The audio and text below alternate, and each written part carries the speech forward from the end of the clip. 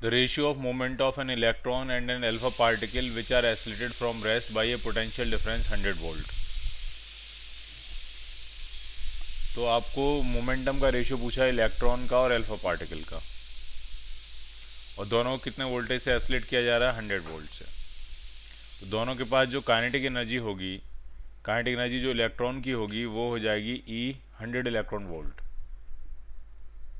और जो alpha particle की काइनेटिक एनर्जी होगी उस पर डबल चार्ज होता है, 2E के बराबर चार्ज होता है, तो वो हो जाएगी 200 इलेक्ट्रॉन वोल्ट। ठीक। अब जो फॉर्मूला बनेगा मोमेंटम का, तो मोमेंटम का फॉर्मूला होता है √2m के, इसको हम यूज़ करेंगे।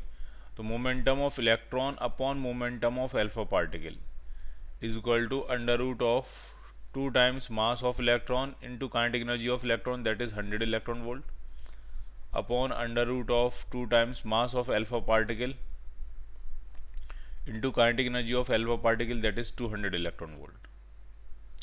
तो ये जो रेशियो आने वाला है वो आने वाला √ के अंदर me upon 2 times m alpha. So your answer will be D part.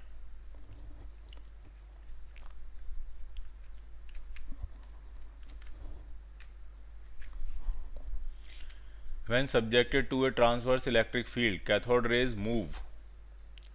Transverse अगर इलेक्ट्रिक फील्ड है, ठीक है, और कैथोड रेज हैं, कैथोड रेज मतलब होता है कि इलेक्ट्रॉन्स, और इलेक्ट्रॉन्स मूव करते हैं लोअर पोटेंशियल से हायर पोटेंशियल की तरफ, इलेक्ट्रिक फील्ड की अपोजिट डायरेक्शन में मूव करते हैं। इलेक्ट्रिक फील्ड अगर आपका इस तरह से है तो इलेक्ट्रॉन्स पे फोर्स इलेक्ट्रिक फील्ड की अपोजिट डायरेक्शन में लगता है, तो इलेक्ट्रॉन्स जो मूव करेंगे वो इस डायरेक्शन में मूव करते हैं। तो ये बनेगा आपका हायर पोटेंशियल और ये बनेगा लोअर पोटेंशियल। जो पोटेंशियल ग्रेडियंट होगा up the potential gradient move करते हैं, लोअर से हायर की तरफ मूव करते हैं। तो the cathode rays will move down the potential gradient up the potential gradient, तो आंसर बनेगा up the potential gradient.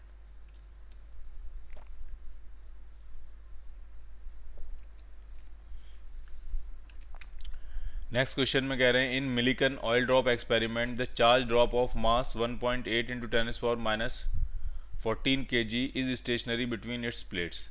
The distance between plates is 0.9 centimetre and the potential difference is 2 kilo volt. The number of electrons on the drop पूछ रहे हैं कितना होगा। ठीक, अगर वो जो ड्रॉप है वो दो प्लेट्स के बीच में स्टेशनरी है, तो इसका मतलब ये है कि इस पे लगने वाला mg का फोर्स और ऊपर लगने वाले QE से बैलेंस हो जाएगा। E का इलेक्ट्रिक फील्ड होना चाहिए इसमें। ठीक है, तो सॉल्व कर लेते हैं, फिर इक्वेशन बना लेते हैं इसकी। तो इलेक्ट्रिक फील्ड कितना होगा दोनों प्लेट्स के बीच में? इलेक्ट्रिक फील्ड होता है potential difference per unit length, potential gradient के बराबर होता है इलेक्ट्रिक फील्ड। तो सबसे पहले इलेक्ट्रिक फील्ड निकाल लेते हैं, उसकी हमें रिक्वायरमेंट होगी। तो पोटेंशियल डिफरेंस है 2 किलो वोल्ट मतलब 2000 वोल्ट, और जो डिस्टेंस है वो 0.9 सेंटीमीटर है, तो उसको मीटर्स में कन्वर्ट करेंगे। 0.9 इंटू 10⁻⁻², ये आ गई मीटर्स में। तो ये पॉइंट हटाएंगे, एक जीरो और बढ़ा लेंगे, 10⁻² ऊपर जाएगा, +2 और हो जाएगा, तो ये आ जाएगा 2/9 इंटू 10⁻6 न्यूटन पर कूलाम। ये बनेगा आपका फील्ड। अब mg = QE करते हैं और यहाँ से नंबर ऑफ इलेक्ट्रॉन्स आपको पता लग जाएंगे। तो इलेक्ट्रिक फोर्स जो है QE, ये किसको बैलेंस करेगा? ये बैलेंस करेगा आपके वेट mg को, और Q जो की वैल्यू जो आएगी वो आ जाएगी mg/E। और आपसे पूछ रहे हैं नंबर ऑफ इलेक्ट्रॉन्स कितने होंगे, यानी Q = n ही डालते हैं फिर हम, mg/E। तो यहाँ से number of electrons on the drop पूछ रहे हैं n, तो ये आपका आंसर बनने वाला है mg/E। मास कितना दिया है? तो मास दिया है आपका 1.8 इंटू 10⁻⁻14 kg, जी की वैल्यू 10 डाल देते हैं, अपॉन इलेक्ट्रॉन का चार्ज 1.6 इंटू 10⁻⁻19, और इलेक्ट्रिक फील्ड आपका आ रहा है 2/9, 9 तो फिर इसका मतलब ऊपर पहुंच जाएगा, इंटू 10⁻6। अब इसको सॉल्व करना है और एक इंटीजर नंबर जो है वो आपका मिल जाएगा आपको। Clear? From the following which what charges can be present on A oil drop in Millikan experiment. ठीक है, from the following what charges can be present on oil drops in Millikan experiment. क्या क्या charges हो सकते हैं ये पूछ रहे हैं। 0 equal to the magnitude of charge on alpha particle. कौन कौन से चार्जेस हो सकते हैं वो पूछ रहे हैं। 0 हो सकता है, अल्फा पार्टिकल के बराबर हो सकता है, मतलब जो भी चार्ज होंगे 1.6 इंटू 10⁻⁻19 कूलाम का मल्टीपल होनी चाहिए। जैसे 2E हो सकता है, बिल्कुल सही है। 1.6 इंटू 10⁻18 कूलाम हो सकता है क्या? बिल्कुल हो सकता है, क्योंकि अगर इसमें 10 इलेक्ट्रॉन के बराबर चार्ज आ जाए तो 10 से मल्टीप्लाई करते ही 1.6 इंटू 10⁻18 कूलाम हो जाएगा। तो ये बिल्कुल हो सकता है। ये 10E है, ये जो चार्ज है ये आपका 10E है, 10E के बराबर चार्ज है। अच्छा 2.5E ये नहीं हो सकता, ठीक है, और 1.5E भी नहीं हो सकता, यानी आपका सी आंसर भी नहीं हो सकता, डी आंसर भी नहीं हो सकता। ठीक, अब बी आंसर बिल्कुल हो सकता है। अब बात आती है ए आंसर की। अब ए में जो 0 है, 0 नहीं हो पाएगा, क्योंकि अगर 0 हो जाएगा तो इलेक्ट्रिक फोर्स ही नहीं होगा, इलेक्ट्रिक फोर्स ही नहीं होगा तो जो ऑयल ड्रॉप्स मिलिकन एक्सपेरिमेंट में वो सस्पेंडेड ही नहीं रह पाएंगी। सस्पेंडेड होने के लिए उन पर चार्ज तो होना जरूरी है, तो इसलिए 0 की वजह से जो है वो वाला पहला वाला ऑप्शन गड़बड़ हो जाएगा। तो ए और बी में अगर हमें एक चूज़ करना हो तो हम बी आंसर चूज़ कर देंगे। ठीक, इसमें जो भी है चार्ज होना चाहिए 1.6 इंटू 10⁻⁻19 का इंटीग्रल मल्टीपल होना चाहिए, दोनों ही है। ये 2E है और दूसरा वाला जो चार्ज है वो बेसिकली 10E है। नेक्स्ट क्वेश्चन में कह रहे हैं एक narrow electron beam passes undeviated through an electric field E is equal to 3 into 10⁻4 volt पर metre and the overlapping magnetic field. Electric field और मैग्नेटिक फील्ड दोनों म्यूचुअली परपेंडिकुलर हैं, तो स्पीड क्या होगी? ठीक है, वैसे ये जो है वो हम मैग्नेटिक इफेक्ट ऑफ करंट वाले चैप्टर में पढ़ते हैं, और उसमें कंडीशन ये होती है कि अगर कोई चार्ज पार्टिकल अनडेविएटेड जा रहा है तो उसकी वेलोसिटी जो होगी वो E/b के बराबर होगी। तो आपको इलेक्ट्रिक फील्ड भी दिया, आपको मैग्नेटिक फील्ड भी दिया, दोनों को आप डिवाइड करो, आपको उस चार्ज पार्टिकल की वेलोसिटी मिल जाएगी। इस पर बेस्ड एक डिवाइस होती है जिसको हम कहते हैं वेलोसिटी सेलेक्टर।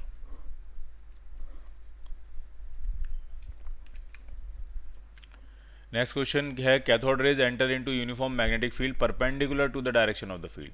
जब डायरेक्शन मैग्नेटिक फील्ड के परपेंडिकुलर एंटर कर रहे हैं तो वो सर्कुलर पाथ में घूमेंगी। ठीक है, तो पाथ कैसा हो जाएगा उनका? सर्कुलर। ठीक, अगर मैग्नेटिक फील्ड के पैरेलल एंटर करते हैं तो स्ट्रेट लाइन पाथ होता है, परपेंडिकुलर एंटर करते हैं तो सर्कुलर पाथ होता है, और किसी एंगल पे एंटर करेंगे तो पाथ आपका हेलिकल हो जाएगा। स्पेसिफिक चार्ज पूछ रहे हैं क्या होता है, तो स्पेसिफिक चार्ज जो होता है वो होता है charge per unit mass Q/m। तो इलेक्ट्रॉन का चार्ज पता है, इलेक्ट्रॉन का मास पता है, आराम से डिवाइड करो आंसर मिलेगा। और ये जो है 10⁻+11 है यहाँ पे कूलाम पर kg, तो मेरे हिसाब से शायद यही आंसर होना चाहिए। कूलाम पर kg यही उसकी यूनिट है। Cathode rays are similar to visible light rays in that cathode rays are similar to visible light ray. ठीक है, किस तरह से कैथोड रेज और विजिबल लाइट रेज सिमिलर हैं? They both can be deflected by electric and magnetic field. गलत है, visible light rays electric और मैग्नेटिक फील्ड से डिफ्लेक्ट नहीं होती हैं। They both have the definite magnitude of wavelength. ये थोड़ा सोचना पड़ेगा, डेफिनेट वैल्यू और डेफिनेट मैग्नीट्यूड ऑफ वेवलेंथ, ये थोड़ा सोचना पड़ेगा। ठीक, they both can ionise a gas through which they can pass. ठीक है, कह रहे हैं जिससे पास करती हैं उसको आयनाइज कर देती हैं। ठीक है, लेकिन जो विजिबल लाइट रेज हैं वो तो आयनाइज नहीं करती हैं। ठीक है, जो विजिबल लाइट रेज होती हैं वो तो गैस को आयनाइज नहीं करती हैं। ठीक है, तो ये भी नहीं बनेगा। दे both can expose A photographic plate, ये बिल्कुल सही है। ठीक है, फोटोग्राफिक प्लेट पे लाइट पड़ जाए तब भी वो एक्सपोज हो जाती है, केमिकल चेंजेस हो जाते हैं, और इलेक्ट्रॉन्स की कैथोड रेज पड़ जाए तब भी फोटोग्राफिक प्लेट जो है वो चेंज हो जाती है। तो इसका जो बढ़िया आंसर बनेगा वो बनेगा डी पार्ट। अब बी पे वापस आते हैं। They both have definite magnitude of wavelength. ये जो डेफिनेट है ये गड़बड़ है, क्योंकि अगर हम कैथोड रेज की भी बात करें तो उनके पास डी ब्रॉय वेवलेंथ होगी और वो H/mv के बराबर होगी, तो मोमेंटम बदलोगे तो वेवलेंथ चेंज होती रहेगी।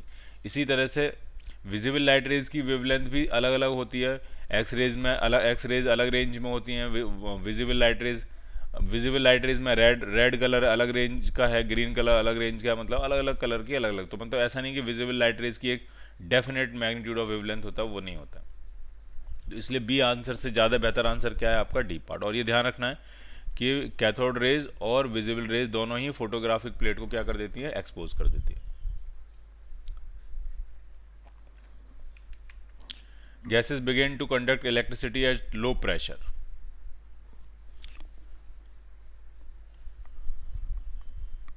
ठीक है, ये कह रहे हैं कि लो प्रेशर पे गैसेस जो हैं वो इलेक्ट्रिसिटी कंडक्ट करना शुरू कर देती हैं।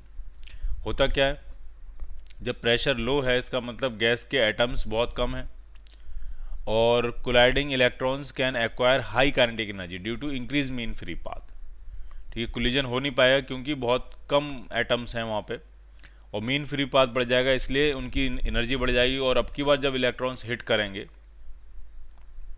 अब की बार जब इलेक्ट्रॉन्स हिट करेंगे तो गैस को आयनाइज कर देंगे और बहुत सारे इलेक्ट्रॉन्स लिबरेट होंगे, और इस वजह से वो गैसेस जो हैं वो इलेक्ट्रिसिटी को कंडक्ट करना शुरू कर देंगे। तो इसका जो आंसर है वो है बी पार्ट, ध्यान रखना है इसको। The beam of electron is moving with constant velocity in a region having electric field and magnetic field of strength. ये आपके इलेक्ट्रिक फील्ड की स्ट्रेंथ दी है 20 वोल्ट पर मीटर और 0.5 टेस्ला मैग्नेटिक फील्ड है राइट एंगल पे, और वेलोसिटी पूछ रहे हैं, इलेक्ट्रॉन अनडेविएटेड जा रहे हैं। तो जब इलेक्ट्रॉन्स अनडेविएटेड है, कोई भी चार्ज पार्टिकल अनडेविएटेड जा रहा है तो वेलोसिटी का एक्सप्रेशन आता है E/v। वेलोसिटी सिलेक्टर पर बेस्ड क्वेश्चन हैं ये।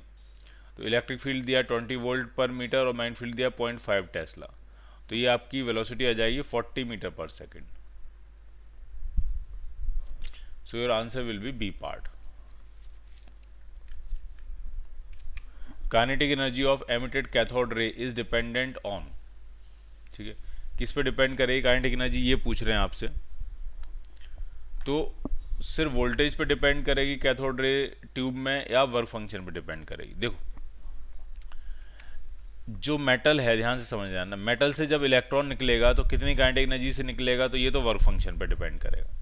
लेकिन अगर हम यहाँ पे एक बैटरी लगा के और इस तरह से इलेक्ट्रिक फील्ड इस्टेब्लिश करके इलेक्ट्रॉन को अगर हम एसलेट करा दें, तो जो फाइनल काइनेटिक एनर्जी होगी इलेक्ट्रॉन की, जो मैक्सिमम या फाइनल काइनेटिक एनर्जी होगी, वो इस बात पर भी डिपेंड करेगी कितने वोल्टेज से आपने उसको एसलेट कराया। तो ये दोनों पे ही डिपेंड करेगी। कैथोड रे ट्यूब में इलेक्ट्रॉन कितनी काइनेटिक एनर्जी से बाहर आ रहे हैं, कितनी काइनेटिक एनर्जी से निकल रहे हैं, ये दोनों बातों पर डिपेंड करेगा कि मेटल प्लेट से कितनी काइनेटिक एनर्जी से निकले, और फिर जब इलेक्ट्रिक फील्ड कितना स्ट्रॉन्ग था, ये वोल्टेज कितना स्ट्रॉन्ग था जिन्होंने इनको एसलेट करा के फाइनल काइनेटिक एनर्जी प्रोवाइड करी। तो ये दोनों चीज़ों पर डिपेंड करेंगे, वोल्टेज पे भी डिपेंड करेंगे, वर्क फंक्शन पे भी डिपेंड करेंगे। तो आंसर बनेगा both A and B. So your answer will be C part. The radius of orbital of electron in hydrogen atom is 0.5 angstrom. Speed भी दी हुई है, और देन द करंट पूछ रहे हैं कितनी होगी। तो आपको लूप दिया हुआ है, उसमें इलेक्ट्रॉन कितनी स्पीड से घूम रहा है वो भी दिया है, रेडियस भी पता है आपको और इलेक्ट्रॉन की स्पीड भी पता है। तो इफेक्टिव करंट पूछ रहे हैं, तो बहुत ही सिंपल है। करंट का फॉर्मूला होता है Q/T, और T होगा 2πr divided by V, charge upon time, और टाइम कितना लगेगा एक चक्कर लगाने में, 2πr डिवाइडेड बाई V। तो करंट का एक्सप्रेशन बन गया QV/2πr। अब आपको सारी वैल्यू डालनी है और आपको एक आंसर मिल जाएगा। नेक्स्ट क्वेश्चन में कह रहे हैं, in a Millikan oil drop experiment charge on the oil drop is calculated to be something. The number of excess electrons पूछ रहे हैं कितने होंगे। तो क्या फॉर्मूला लगाएंगे, Q=NE लगा देते हैं। तो नंबर ऑफ एक्सिस इलेक्ट्रॉन्स आ जाएंगे Q/E। Q कितना है, Q दिया है 6.35 × 10⁻⁻19 कूलम, और इलेक्ट्रॉन का चार्ज होता है 1.6 × 10⁻⁻19। तो इसको ये कैंसिल आउट करेंगे और इससे लगभग 4 टाइम्स कैंसिल आउट होगा, इंटीजर तो होगा नहीं। अब 3.9 वगैरह या 4.2 ये सब तो आंसर होना नहीं चाहिए। नंबर ऑफ एक्सिस इलेक्ट्रॉन्स 3 होगा या 4 होगा, तो आंसर हम क्या टिक करेंगे, 4। जो अप्रॉक्सीमेट नियरेस्ट इंटीजर होता है वही टिक करते हैं, B part. When metal plates gets heated the cathode rays strike against it due to. When metal plates gets heated the cathode rays strike against it due to kinetic energy of cathode rays, potential energy of cathode rays, linear velocity of cathode rays और angular velocity of cathode rays। थोड़ा clear नहीं हो इसका मतलब क्या है। वो metal plate को हीट कर रहे हैं, ठीक है, व्हेन कैथोड, अच्छा ठीक है, जब कैथोड रेज मेटल प्लेट को हिट करती हैं तब मेटल प्लेट जो है वो हीटेड हो जाती है, ये इसका मतलब है। ठीक है, कोई मेटल की प्लेट है और अगर कैथोड रेज को जाके हिट करें तो ये गर्म होनी शुरू हो जाती है। क्यों हो जाएगी? इलेक्ट्रॉन्स हिट कर रहे हैं, क्यों हो जाएगी? तो इलेक्ट्रॉन्स के पास जो काइनेटिक एनर्जी थी वो थर्मल एनर्जी में कन्वर्ट हो जाएगी। तो आंसर क्या बनेगा आपका? A part. Cathode rays are negative, electron rays, negative rays, ठीक है। तो यहाँ पे और कोई आंसर नहीं है, तो इलेक्ट्रॉन वेव्स पे हम आंसर टिक कर देंगे, ठीक। इलेक्ट्रॉन्स की जो बीम होती है उन्हीं को हम कैथोड रेज कहते हैं। An electron of charge E coulomb passes through a potential difference V, energy क्या हो जाएगी? तो क्यू चार्ज अगर वी वोल्टेज से एसलेट कराया जाए तो उसकी एनर्जी क्यू वी होती है, ठीक है। तो ई चार्ज को अगर वी वोल्टेज से एसलेट कराएंगे तो उसकी एनर्जी ई वी हो जाएगी।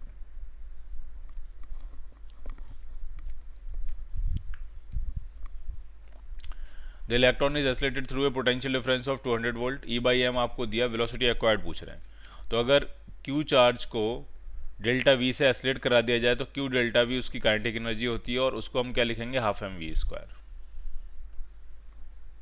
तो यहाँ से जो वेलोसिटी आ जाएगी वो आ जाएगी under root 2q delta V by M.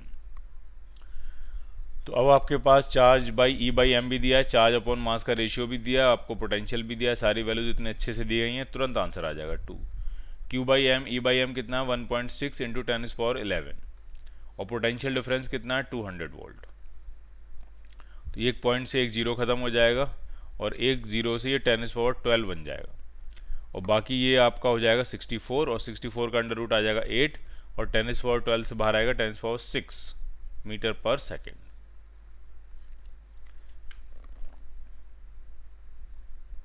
A part answer बन जाएगा। Which is not true with respect to cathode rays, cathode rays के कंपैरिजन में क्या चीज़ ट्रू नहीं है? तो cathode rays stream of electrons होती हैं, बिल्कुल ठीक है। चार्ज पार्टिकल्स हैं, बिल्कुल ठीक है। Move with speed same as that of light, ये गलत है भाई, ठीक है। स्पीड ऑफ लाइट के बराबर तो मूव नहीं कर पाएंगे। कोई भी मास वाला पार्टिकल जिसके पास रेस्ट मास हो उसकी स्पीड कभी भी स्पीड ऑफ लाइट के बराबर नहीं हो सकती, वो हमेशा स्पीड ऑफ लाइट से कम स्पीड से ही मूव करेगा। और अगर किसी का रेस्ट मास जीरो है तो वो सिर्फ स्पीड ऑफ लाइट से ही मूव कर सकता है, वो उससे कम या ज़्यादा नहीं मूव कर सकता। ज़्यादा तो कोई मूव करता ही नहीं है, कम भी मूव नहीं कर सकता वो। नेक्स्ट क्वेश्चन में कह रहे हैं एक मिलिकन ऑयल ड्रॉप एक्सपेरिमेंट है, oil drop having charge Q gets stationary on applying a potential difference V in between two plate separated by distance D। Weight पूछ रहे हैं कितना होगा। तो जो वेट mg होता है वही तो QE से बैलेंस होगा और इलेक्ट्रिक फील्ड कितना होगा? तो इलेक्ट्रिक फील्ड होगा पोटेंशियल डिफरेंस अपॉन उनके बीच का सेपरेशन कितना है। तो वेट जो आ जाएगा वो आ जाएगा आपका Q टाइम्स पोटेंशियल डिफरेंस कितना है V और सेपरेशन कितना है D, QV बाई D। तो आंसर बनेगा आपका D part. In Thomson experiment of finding E by M for electrons, beam of electrons is replaced by that of muons। Thomson experiment में हम E by M फाइंड कर रहे हैं electrons का, ठीक है, और इलेक्ट्रॉन्स को रिप्लेस कर दे रहे हैं म्यूऑन से। पार्टिकल विद म्यूऑन्स के बारे में दी होगी information. Same charge as that of electrons but mass 208 times that of electrons और नो डिफ्लेक्शन की कंडीशन की बात चल रही है थॉमसन एक्सपेरिमेंट में, ठीक। तो एक बार समझ लेते हैं कि थॉमसन एक्सपेरिमेंट में E by M कैसे फाइंड किया जाता है।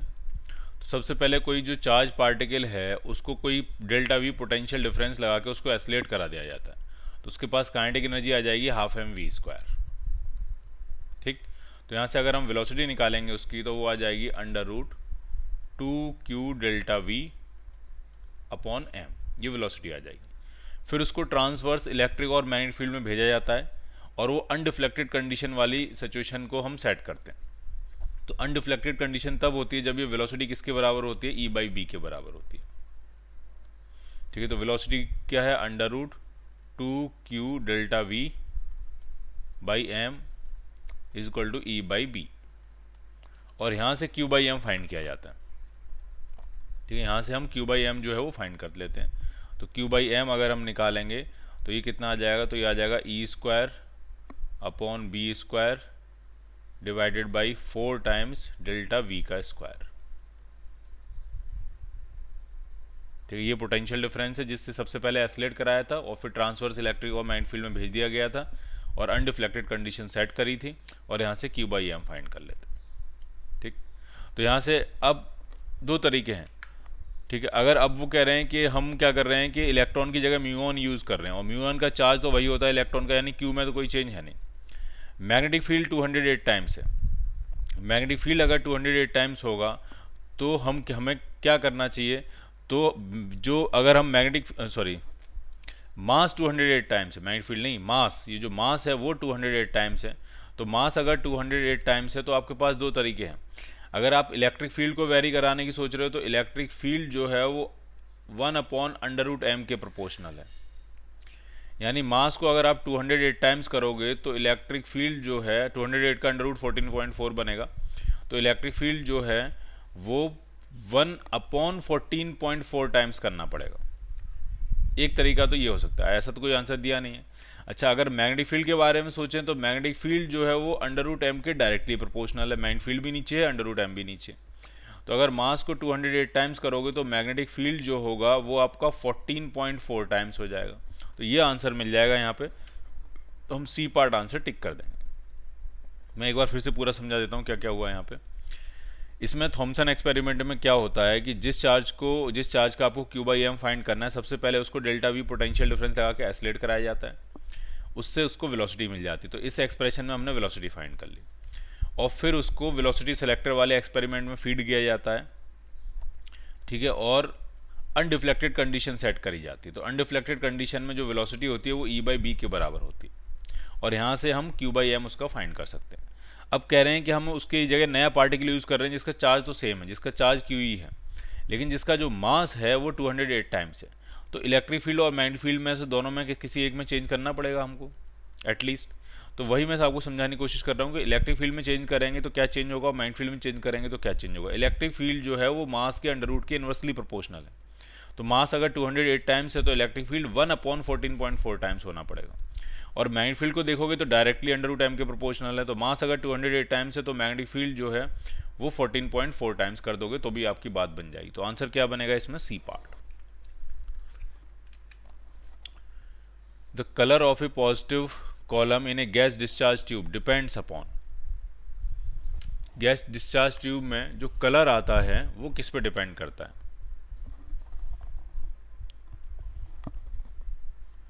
तो वो जो गैस है उसकी प्रॉपर्टी होता है। ठीक है, तो आंसर क्या बनेगा आपका, बी पार्ट। गैस के एटम्स जो हैं वो हायर एनर्जी स्टेट में जाते हैं, फिर वापस आते हैं लोअर एनर्जी स्टेट में। तो जो कलर वो एमिट करेंगे, ठीक है, तो वो गैस की प्रॉपर्टी हुई। The speed of an electron having a wavelength. Wavelength दी आपको स्पीड पूछी जा रही है तो लैम्डा इज इक्वल टू क्या लगाएंगे, h/mv। और आपको वेवलेंथ पता है और आपको क्या फाइंड करनी है, स्पीड फाइंड करनी है। सारी वैल्यू डालो, आपको आंसर मिल जाएगा। Which of the following is not the property of cathode rays. It cast shadow, shadow cast करती है। इट प्रोड्यूस हीटिंग इफेक्ट, वो भी सही है। इट प्रोड्यूस फ्लोरेसेंस, वो भी सही है। It does not deflect in electric field, ये गलत है। इलेक्ट्रिक फील्ड में डिफ्लेक्ट बिल्कुल होती है क्योंकि चार्ज पार्टिकल्स हैं। D part. The electron is acylated through a potential difference of 45.5 volt. The velocity acquired किसके बराबर होगी, तो बहुत ही सिंपल है, क्यू डेल्टा वी जो है वो काइनेटिक एनर्जी हो जाएगी और ये होगी 12m v² के बराबर। अभी हमने किया भी था। तो यहाँ से जो वेलोसिटी आ जाएगी वो आ जाएगी √2q times delta v upon m। सारी वैल्यू डालोगे आपको आंसर मिल जाएगा। Order of q/m ratio of proton, alpha particle and electron is. ठीक है, q/m तो प्रोटॉन का अगर हम कहें कि चार्ज q है, मास m है, तो अल्फा पार्टिकल का चार्ज 2q होगा, मास 4m होगा। और इलेक्ट्रॉन का चार्ज भी q के बराबर ही मानेंगे मैग्नीट्यूड में, और मास उसका लेकिन बहुत ही कम होता है। ठीक है, इलेक्ट्रॉन का मास प्रोटॉन के मास का 1836 टाइम्स होता है, बहुत ही कम होता है। अब इनका हम q/m निकाल लेते हैं। तो इसका q/m तो q/m ही होगा, इसका q/m करेंगे तो q/2m हो जाएगा इसका, और इसका जब क्यू बाई एम करेंगे तो क्यू बाई एम और ऊपर आ जाएगा 1836। तो सबसे ज़्यादा क्यू बाई एम किसका होगा? इलेक्ट्रॉन का, उसके बाद प्रोटॉन का, उसके बाद अल्फा पार्टिकल का। तो सबसे आगे होगा इलेक्ट्रॉन, प्रोटॉन, फिर अल्फा पार्टिकल। तो ए पार्ट आपको आंसर मिल जाएगा। The charge of magnitude 3e and mass 2m is moving in an electric field E. The acceleration imparted to the charge is, तो जो फोर्स लगेगा वो 3e इंटू ई, ये फोर्स हो जाएगा, और फोर्स अपॉन मास 2m से डिवाइड करेंगे तो ये बनेगा आपका एक्सेलरेशन। तो एक्सेलरेशन क्या मिल जाएगा आपको? B part. An electron initially at rest is accelerated through a potential difference 200 volt so that it acquires a velocity of 8.4 into 10 power 6 metre पर सेकेंड। ई बाई एम की वैल्यू पूछ रहे हैं, ठीक है। तो अभी जो हमने क्वेश्चन किया था बिल्कुल वही है कि हाफ एम वी स्क्वायर जो होगा वो हो जाएगा क्यू टाइम्स डेल्टा वी, जो भी पोटेंशियल डिफरेंस है। तो यहाँ से अगर वेलोसिटी निकालेंगे तो ये आ जाएगा under root 2q delta V upon M, और यहाँ से आपको क्यू बाई एम जो है वो निकालना है इसका, ठीक है। तो सारी वैल्यू डालोगे आपको क्यू बाई एम मिल जाएगा, ठीक है। अप्रॉक्सीमेट मेरे हिसाब से आंसर शायद बी पार्ट आना चाहिए, यही लगभग वैल्यू भी होती है उसकी। तो जो आप कैलकुलेट करोगे तो आपको आंसर मिल जाएगा। तो अंडर रूट लगाने की जरूरत नहीं है क्योंकि हमें क्यू बाई एम ही चाहिए। तो हम इसको सिंपली क्यू बाई एम यहीं से लिख देते हैं। क्यू बाई एम कितना आ जाएगा? तो क्यू बाई एम आ जाएगा आपका V square by 2 times delta V, ये क्यू बाई एम आ जाएगा। An alpha particle is accelerated through a potential difference of 10 to the power 6 volt, then kinetic energy will be कितनी हो जाएगी? तो काइनेटिक एनर्जी होती है क्यू डेल्टा वी, अगर क्यू चार्ज को डेल्टा वी से एस्लेट कर रहे हैं। अल्फा पार्टिकल का चार्ज जो होता है वो होता है ट्वाइस ऑफ इलेक्ट्रॉन का charge, 3.2 into 10 power minus 19 coulomb, और पोटेंशियल डिफरेंस कितना है? 10 पावर 6। तो जो काइनेटिक एनर्जी आ रही है वो आ रही है 3.2 इंटू 10 पावर माइनस 13 जूल, और इसको इलेक्ट्रॉन वोल्ट में कन्वर्ट करना है तो 1.6 इंटू 10 पावर माइनस 19 से डिवाइड करो, लेकिन मिलियन इलेक्ट्रॉन वोल्ट में कन्वर्ट करना है तो 10 पावर 6 से और डिवाइड करो। तो ये पूरा टर्म इससे कैंसिल आउट हो जाएगा, इसको करेंगे तो ये 2 आ जाएगा, यानी 2 मिलियन इलेक्ट्रॉन वोल्ट जो है वो उसकी काइनेटिक एनर्जी होगी। C part.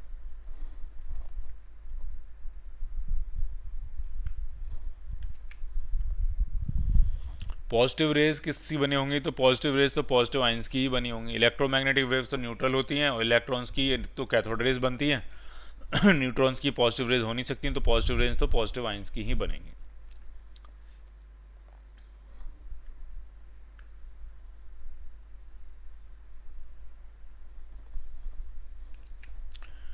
नेक्स्ट क्वेश्चन में कह रहे हैं कि O double positive, C positive, helium double positive and H positive ions are projected on the photographic plate with the same velocity in a mass spectrograph. velocity same है और कौन दूर जाके हिट करेगा? अब मास स्पेक्ट्रोग्राफ में क्या होता है? मैग्नेटिक फील्ड होता है, और इसमें ये सारे टर्न लेके हिट करते हैं। यहाँ से हम प्रोजेक्ट करते हैं चार्ज पार्टिकल्स को, यहाँ पे फोटोग्राफिक प्लेट लगा के रखते हैं, और अंदर की तरफ मैग्नेटिक फील्ड है। तो जब हम वी क्रॉस वी करेंगे, अंदर या बाहर कहीं भी कर सकते हैं मैग्नेटिक फील्ड, ठीक है। तो इस वाले क्वेश्चन में मैं बाहर बना देता हूँ, बाहर की तरफ मान लिया मैग्नेटिक फील्ड है। तो जैसे ही एंटर करेंगे तो ये सर्कुलर पाथ में घूमते हैं और ये मास स्पेक्ट्रोग्राफ में कहीं हिट करते हैं जाके। तो कितना दूर हिट करेंगे? बेसिकली वो डायमीटर होता है ट्वाइस ऑफ रेडियस, और रेडियस की वैल्यू होती है mv अपॉन क्यूबी। अब इतना दूर जाके हिट करते हैं अगर इस डिस्टेंस को मैं d कहूँ तो, ठीक है। सर्कुलर मोशन करेंगे, वेलोसिटी और मैग्नेटिक फील्ड परपेंडिकुलर है, वैसी सिचुएशन होती है इसमें। अब आपको ये देखना है कि सबकी स्पीड सेम है और सेम मैग्नेटिक फील्ड में, तो जिसका मास अपॉन चार्ज रेशियो सबसे ज़्यादा होगा वही सबसे ज़्यादा दूर हिट करेगा, ठीक है। तो ऑक्सीजन के लिए देखें, ऑक्सीजन डबल पॉजिटिव, तो ऑक्सीजन का मास अगर हम कहें 16 है, 32 है, नहीं सिंगल है ना 16, तो चार्ज उस पर डबल है, डबल चार्ज के बराबर, सिर्फ कंपैरिजन ही चाहिए। कार्बन का ले लेते हैं 12, तो चार्ज उसमें सिंगल ही है। हीलियम का है 4 बट डबल चार्ज है, और हाइड्रोजन डबल पॉजिटिव का 2 बट सिंगल चार्ज है।